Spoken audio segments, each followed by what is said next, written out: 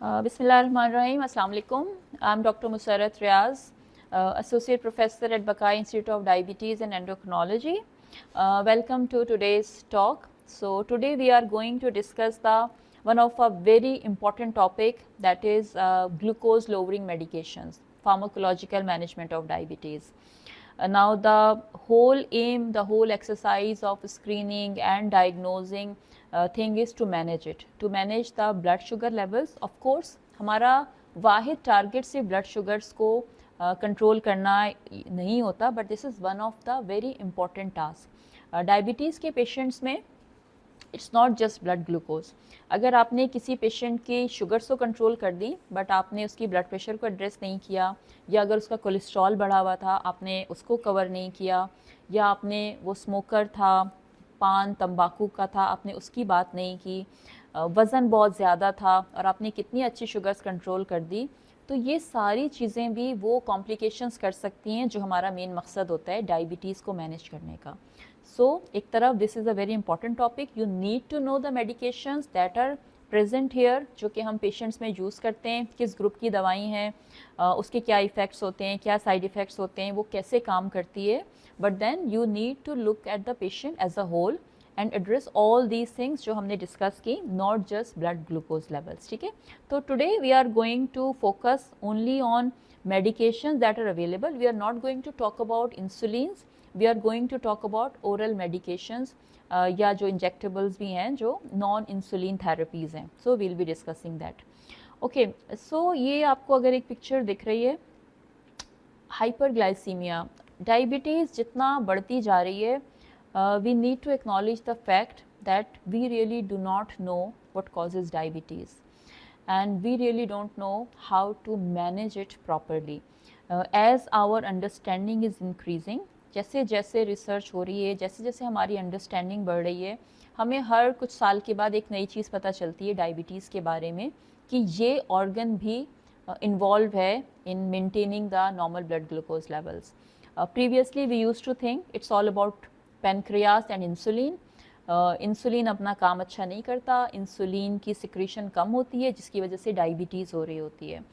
Although this is right, this is true, but now we know that pancreas is not the only organ which is involved in the keeping the blood glucose levels at a normal level or in a level that is good for and healthy for all the organs of the body.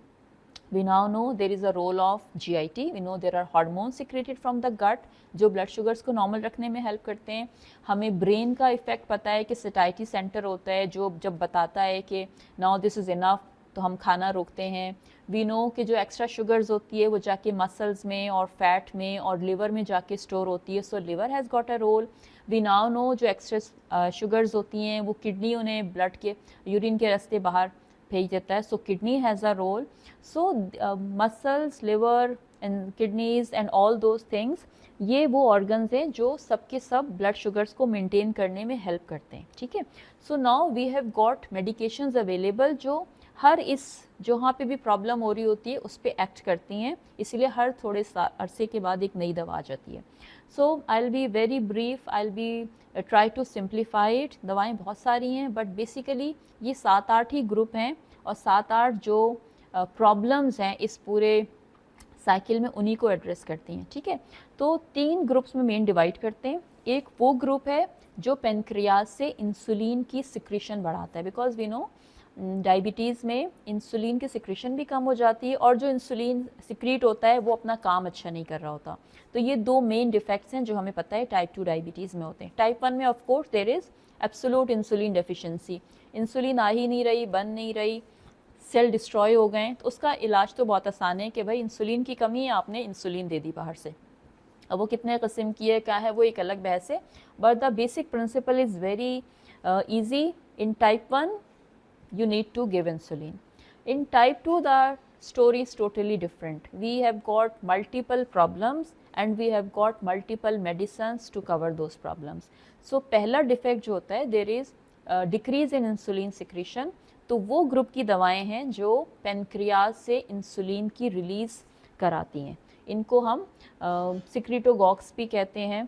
तो इसमें सबसे पहला जो group है वो sulfonyl यूरियास का है, बहुत कॉमनली यूज़ होती है, वेरी चीप मेडिकेशन, इसके अपने बहुत सारे फ़ायदे हैं।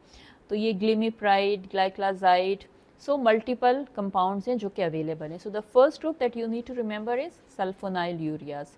इसी में दूसरा एक मैग्लिटिनाइड फैमिली आ जाती है, वो भी इसी तरह से काम करते हैं, इंसुलिन की सिक्रीशन बढ़ाते हैं।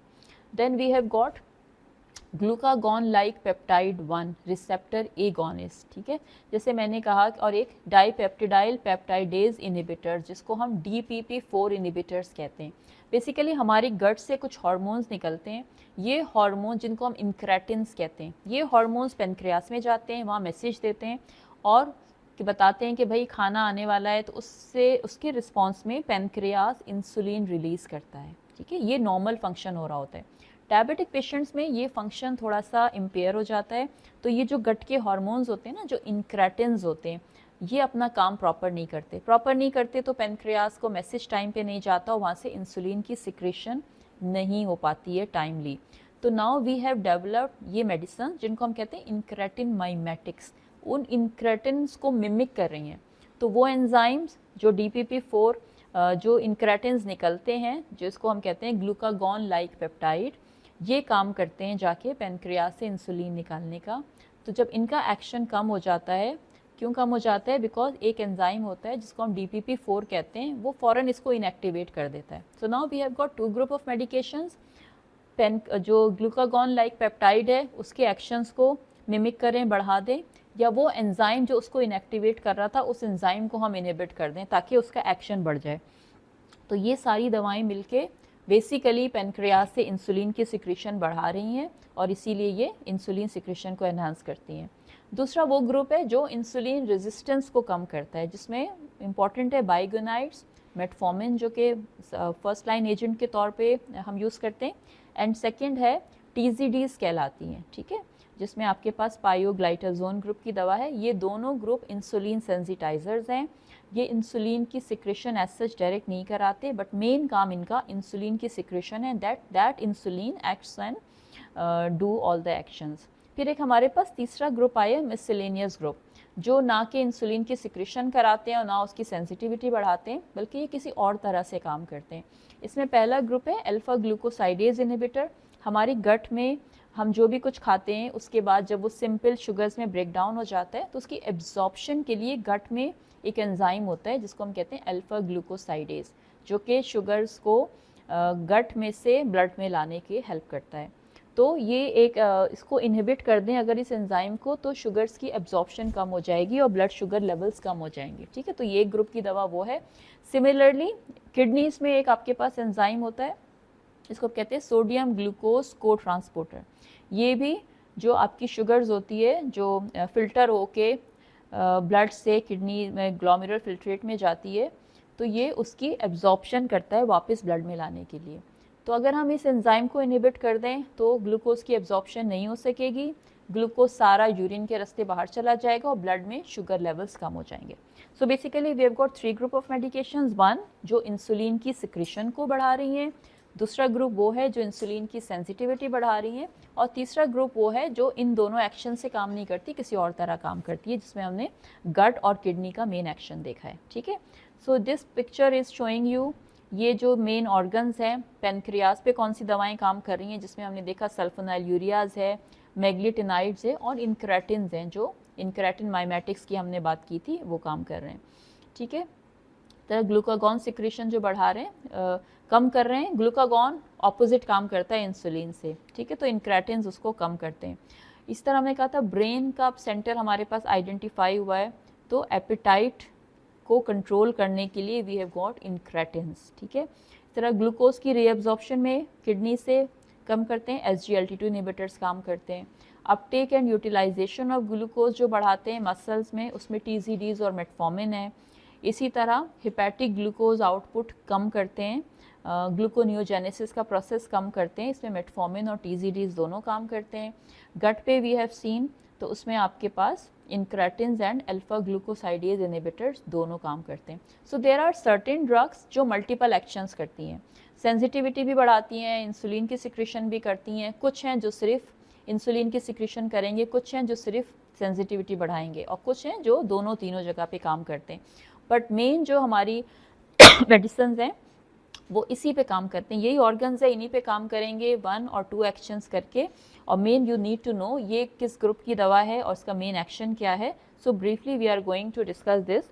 तो पहला ग्रुप जो सल्फोनाइल यूरियाज का था, तो it basically increases the insulin secretion regardless of blood glucose levels. और इसके side effects of course insulin निकाल रहा है, अगर ज़्यादा होगा तो हाइपोग्लाइसीमिया कर सकता है, एपेटाइट बढ़ाता है तो वेट गेन के चांसेस ज़्यादा होते हैं, और sometime GI disturbances. Every medicine that goes जो हम जीआई के थ्रू लेते हैं तो जीआई साइड इफ़ेक्ट्स होने के चांसेस ज़्यादा होते हैं। टाइप 1 डायबिटीज़ में of course we should not be, क्योंकि उसमें तो इंसुलिन है ही नहीं, तो आप कोई ऐसी मेडिसिन नहीं देते जो इंसुलिन की रिलीज़ कराए, it's not going to do anything. Pregnancy and breast feeding में भी it should not be used. Second जो हमने किया था glucagon like peptide GLP-1 receptor agonist, ठीक है। तो ये एक इम्पॉर्टेंट इंक्रेटिंग हार्मोन है जो कि गट से, एज आई ऑलरेडी सेड, गट से सिक्रीट होता है और इंसुलिन की रिलीज कराता है from pancreatic beta cells, inhibits glucagon release from alpha cells and shows the slows gastric emptying time, ठीक है। इसमें हमारे पास एक्जिनाटाइड है, लीराग्लूटाइड है, सीमाग्लूटाइड है, डीलाग्लूटाइड है। ये बेसिकली इंजेक्टेबल की फॉर्म में है, these are not insulin but just like insulin injections के तौर पे लगाए जाते हैं। ओरल फॉर्म से अवेलेबल है but not in Pakistan. So we have got injectables, GLP-1 agonist कहलाते हैं। डायबिटीज़ की ख़ास तौर पे जिनको कार्डियोवैस्कुलर प्रॉब्लम्स हों, this is considered as first line agent. Costly हैं, इंजेक्शन की फॉर्म में है।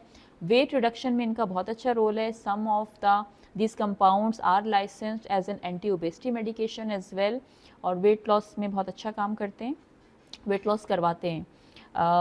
और side effects usually GI related होते हैं, नोजिया, वॉमिटिंग, और शुरू में लो डोज से शुरू किया जाता है और स्लोली ग्रेजुअली बढ़ाया जाता है, ठीक है। So basically it improves the responsiveness of beta cells to increasing glucose levels, और ग्लूकागॉन की सिक्रीशन कम करते हैं। साइड इफेक्ट जीआई रिलेटेड होते हैं, as I already discussed. Contraindications end stage kidney disease में you should not be using it. Pregnancy में of course it's not licensed for that. And severe GI disturbances किसी को हों उसमें बिल्कुल भी यूज़ नहीं करना चाहिए, ठीक है।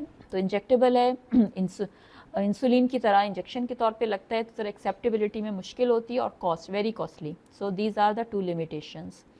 The third group is DPP-4 inhibitors, again incretin mimetics group में ही आता है, और it works by blocking the action of DPP-4 which is an enzyme which destroys the hormone incretin. जब हम इस एंजाइम को इनहिबिट कर देते हैं तो जो बॉडी में इनक्रेटिन खुद से सिक्रीट होते हैं उनका काम ठीक हो जाता है और ब्लड शुगर लेवल्स कंट्रोल हो जाती हैं। इसमें हमारे पास कई ग्रुप की दवाइयाँ हैं, सीटाग्लिप्टिन है, विल्डा है, लीनाग्लिप्टिन है, सेक्साग्लिप्टिन है। सो मोर और लेस एक तरह से ही काम करती हैं, and this is basically how they act, ठीक है। इफ़ यू कैन सी इनक्रेटिन्स आते हैं GLP-1 एंड GIP फ्रॉम गट, इनको DPP-4 एंजाइम डीएक्टिवेट कर देता है। तो हमारे पास ये दोनों एक्शन है कि या तो हम GLP-1 की लाइफ को बढ़ा दें या बाहर से कोई GLP दे दें, या वो एंजाइम जो इसको डीएक्टिवेट कर रहा था उसको इनहिबिट कर दें, जो कि DPP-4 इनहिबिटर्स कहलाते हैं, ठीक है। तो ये दोनों तरह से काम करके we can lower the blood glucose levels. Main actions improves the pancreatic islet cell जो ग्लूकोज सेंसिंग है, और ग्लूकागॉन सिक्रेशन कम करते हैं।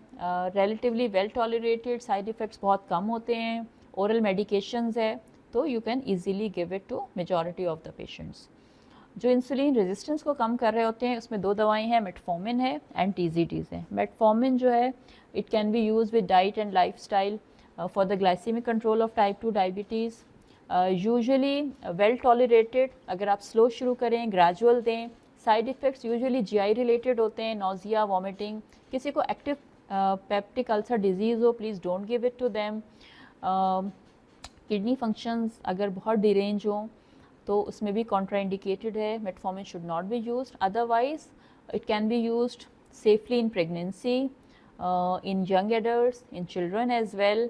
और जितनी गाइडलाइंस हैं उसमें first line agent, if there is no contraindication then it can easily be given. जब भी कोई प्रोसीजर्स होते हैं, सर्जरी होते हैं, उससे 24 आवर्स पहले आपको उसको स्टॉप करना चाहिए, स्पेशली अगर कोई IV कंट्रास्ट देना हो, जो टेस्ट वगैरह होते हैं उनसे पहले you need to stop it. If the renal functions test are normal after that then you can restart it, ठीक है। सो मल्टीपल एक्शंस होते हैं, ग्लूकोज की प्रोडक्शन इन लिवर, ग्लूकोनियोजेनेसिस का प्रोसेस उसको कम करता है, एंड सेंसिटिविटी बढ़ाता है, अपटेक बढ़ा देता है मसल्स में, टिश्यूज़ में। जीआई रिलेटेड साइड इफ़ेक्ट्स होते हैं, माइल्ड होते हैं, कॉन्ट्राइंडिकेटेड है if there is renal insufficiency, liver, acute liver disease, heart failure, उन सब में ना दें। हाइपोग्लाइसीमिया वेरी रेयरली, बिकॉज इसके यूजेस डायबिटीज़ के अलावा भी हैं, हम पीसीओज में देते हैं, मेटाबॉलिक सिंड्रोम में देते हैं, इनफर्टिलिटी में यूज़ होता है, इंसुलिन रेजिस्टेंस सिंड्रोम में। So hypoglycaemia on itself is very rare. अगर आप इसको किसी दूसरी दवा के साथ जो हाइपोग्लाइसीमिया कर सकता है, then it can potentiate the effect of those medications, otherwise it's a very safe medication। ठीक है, तो कॉशन जो है, अगर EGFR कम हो तो ज़रा कॉशियसली यूज़ करें, 60 से कम हो, 30 से कम पे शुड नॉट बी यूज़। ठीक है, प्रोसीजर से पहले जैसे हमने डिस्कस किया, you need to stop it. So metformin के एक्शंस लिवर पे होते हैं, मसल्स पे होते हैं, फैट्स पे होते हैं, गट पे होते हैं, और ये सब जगहों पे अपटेक बढ़ा रहा होता है और एक्शंस कर रहा होता है। The next group is TZDs, pioglitazone. Rosi is no more available, pioglitazone is the one, और ये इंसुलिन सिक्रीशन रेजिस्टेंस को कम करते हैं by glutamine 4 expression and translocation के तौर पे। ठीक है, ग्लूकोज की एंट्री मसल और फैट में इम्प्रूव करते हैं, इसीलिए सेंसिटिविटी बढ़ाते हैं। Rosi, as I have already said, is now no more in use because of multiple side effects. Otherwise, TZDs, insulin resistance में especially if metformin is not tolerated, you can easily give TZDs, और उसके बहुत अच्छे results भी मिलते हैं। ठीक है, sodium glucose cotransporter, the latest one which has come in the market, कुछ साल हो गए हैं, but now studies are coming up. इसके अपने इंडिविजुअल इफ़ेक्ट्स हैं, स्पेशली किडनी फंक्शंस पे आउटकम अच्छा करता है, कार्डियोवैस्कुलर सेफ्टी के हवाले से। So they basically reduce the reabsorption of filtered glucose and decrease the renal threshold for glucose. This is how it works. ठीक है, और यूरिन के थ्रू जितना भी फिल्टर्ड ग्लूकोज होता है, it goes out in the form of urine. This is how it acts. ये again इसकी डायग्रामेटिक रिप्रेजेंटेशन है। यूजुअली जब ब्लड शुगर्स फिल्टर होके ग्लोमेरुलस से और फिल्ट्रेट में जाते हैं, तो ट्यूब्यूल्स के अंदर दीज आर द एंजाइम्स जो कि SGLT2 कहलाते हैं, जो जितना ग्लूकोज आ रहा होता है फिल्ट्रेट में उसको वापस रीअब्जॉर्ब करके ब्लड में भेज देते हैं। तो ये वाली जो ड्रग्स हैं वो इस एंजाइम को इनहिबिट कर देती हैं, सो दैट शुगर्स जो कि फ़िल्टर होके फिल्ट्रेट में आई हैं वो वापस रीअब्जॉर्ब ना हो सकें और सब की सब यूरिन के थ्रू बॉडी से बाहर चले जाएं, दस resulting in improve blood glucose levels in the blood. ठीक है, साइड इफ़ेक्ट्स इसके यूजुअली वॉल्यूम डिप्लीशन हो सकता है, बिकॉज डायूरेसिस इफ़ेक्ट करता है, जेनाइटल माइकोटिक इन्फेक्शन के चांसेस ज़्यादा हो जाते हैं थ्योरेटिकली अगर शुगर ज़्यादा जा रही होती हैं, although it's not a very common side effect if you council the patient accordingly कि पानी का इंटेक ठीक रखें और बाकी हाइजीन का ख्याल रखें, तो this is not a very problematic effect, but sometime you need to discontinue this medication अगर फ्रीक्वेंट यूटीआईज हो रहे हों किसी को। Then euglycaemic ketoacidosis is one of a not very common but you need to be aware of it. ये एक ketoacidosis की condition होती है जिसमें ब्लड शुगर लेवल्स में not be high but acidosis और कीटोसिस मिलती है, बिकॉज ब्लड शुगर्स यूरिन के थ्रू किडनी शुगर्स बाहर भेज रही होती है, तो शुगर्स तो नहीं बढ़ते बट कीटोसिस और एसिडोसिस हो सकता है। So you have to be very careful about this complication. ऐसी कोई कॉम्प्लिकेशन हो जाए then of course you need to stop the medication and treat the patient as like DKA। Bone fractures के chances theoretically बढ़ जाते हैं इसकी वजह से, otherwise this is relatively safer medication और पेशेंट इसको आसानी से टॉलरेट कर लेते हैं। ठीक है, so mechanism of action just the recap, inhibits the SGLT2 जो कि प्रॉक्सिमल ट्यूब्यूल में होता है, so it blocks the reabsorption of filtered glucose, और एम्पा, डापा, कैना, ग्लाइफ्लोजिन ये सब अवेलेबल हैं। मेजर एडवांटेजेस क्या हैं? Weight loss because of diuresis, weight कम करता है, किसी को फ्लूइड रिटेंशन हो, एडिमा हो, उस सब में हेल्प करता है। ठीक है, तो हार्ट फेलियर में इसके बहुत अच्छे इफेक्ट्स आए हैं, तो those patients they may benefit from this one. Contraindications of course अगर किडनी फंक्शंस आपके बहुत ख़राब हैं, लेस देन 30 पे तो all of them are contraindicated, उससे ऊपर हर ग्रुप के लिए एक डिफरेंट कट ऑफ्स हैं। कॉमन साइड इफ़ेक्ट्स, अगर पेशेंट को हाइपोवोलीमिया हो जाए और आपने उसको गाइड नहीं किया तो AKI में जा सकते हैं, जेनाइटो यूरिनरी इन्फेक्शंस कॉमन हो सकते हैं, और यूग्लाइसेमिक डीके जो भी डिस्कस किया उसके चांसेस हो सकते हैं। एंड कुछ रिपोर्ट्स थी कैनाग्लाइफ्लोजिन के साथ increase risk of lower limb amputation and bone fractures, जो कि हम इतना से भी यूज़ नहीं करते हैं, ठीक है। So this is just a chart of summarising all the medication that we have discussed. So main group की दवाइयाँ यही हैं, metformin, sulfonylureas, TZDs, DPP4 inhibitors and SGLT2 inhibitors. तो इनके main mechanism we have discussed it many times. Sulfonylureas basically insulin की secretion कराते हैं main. बायोगुनाइड्स, metformin जो हैं ये इंसुलिन रेजिस्टेंस पे काम करता है। पायोग्लाइटाजोन इंसुलिन रेजिस्टेंस पे काम करता है। DPP4 इस एंजाइम को इनहिबिट करके इंक्रीज़ करता है इंसुलिन की सिक्रेशन देर, और ग्लूकागॉन की सिक्रेशन कम करता है, resulting in blood glucose control. SGLT2 decrease the reabsorption of, inhibit the reabsorption of glucose from the filtrate in the kidneys. ठीक है, तो मेन साइड इफ़ेक्ट्स उसी के हिसाब से हैं जहाँ पे ये काम कर रहे होते हैं। Contraindications we have already discussed. So how to use different medication is totally different thing. The first thing you need to know is कौन सी ग्रुप की दवाएं अवेलेबल हैं।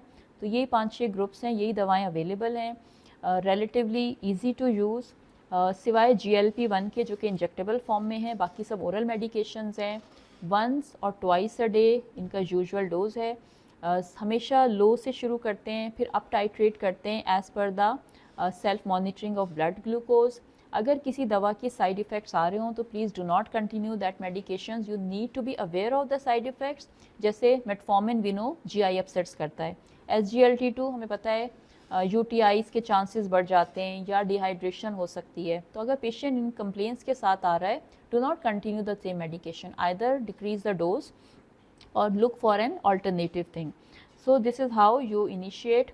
जितनी भी गाइडलाइंस हैं वो हमेशा इंडिविजुअलाइज गोल्स की बात करती हैं। जैसे हमने डिस्कस किया था, बच्चों में टारगेट्स कुछ होंगे, एल्डरली में कुछ और होंगे, प्रेगनेंसी में कुछ और होंगे। उनको हमेशा lifestyle therapy, medical nutrition therapy उसके हिसाब से शुरू करेंगे। एंड इफ़ द A1C और targets are not achieved then you can start with single agent, 2 agent और 3 agent depending on the presentation. ये एक बहुत ही बिजी स्लाइड है, इस पर आप नहीं जाएं। द बेसिक प्रिंसिपल्स जो होते हैं वो यही हैं कि अगर इनिशियल डायग्नोसिस है 7.5 का A1C है, you might need to start only with metformin. यही अगर किसी का 8.5 या 9 आ रहा है, कोमॉर्बिडिटीज़ भी हैं, you need to start dual therapy sometimes with insulin और विदाउट इंसुलिन। और 2 से कंट्रोल ना हो, यू कैन यूज़ 3 मेडिकेशंस। अगर 3 पे भी कंट्रोल नहीं हो रहा तो चौथी दवाई ऐड करने से बेहतर है कि आप इंसुलिन पे पेशेंट को उसके साथ शिफ्ट करें, कोई मेडिसिन बंद करके उस पर करें, टाइट्रेट करें उसके हिसाब से। बट फ्रीक्वेंट मॉनिटरिंग होनी चाहिए।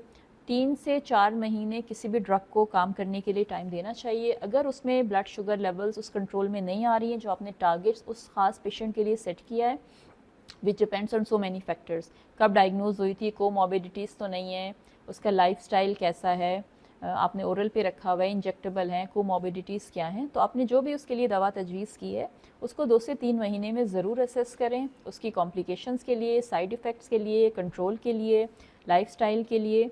If the targets are not achieved, then move to the next step. Do not delay the changes that is required, whether it's in the form of adding a new medication, changing the dose, or adding insulin, or fine tuning it further. So this is how you initiate and then you manage diabetes in these people. Thank you so much.